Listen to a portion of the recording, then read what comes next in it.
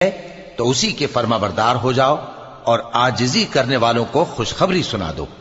یہ وہ لوگ ہیں کہ جب اللہ کا نام لیا جاتا ہے تو ان کے دل ڈر جاتے ہیں، اور جب ان پر مصیبت پڑتی ہے تو صبر کرتے ہیں،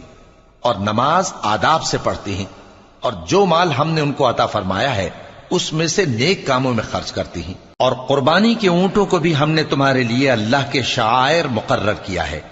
ان میں تمہارے لیے فائدے ہیں، تو قربانی کرنے کے وقت قطار باندھ کر ان پر اللہ کا نام لو، پھر جب پہلو کے بل گر پڑے تو ان میں سے کھاؤ،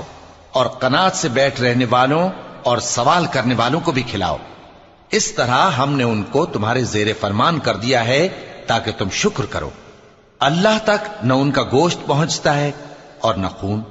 بلکہ اس تک تمہاری پرہیزگاری پہنچتی ہے۔ اسی طرح اللہ نے ان کو تمہارے زیر فرمان کر دیا ہے تاکہ اس بات کے بدلے کہ اس نے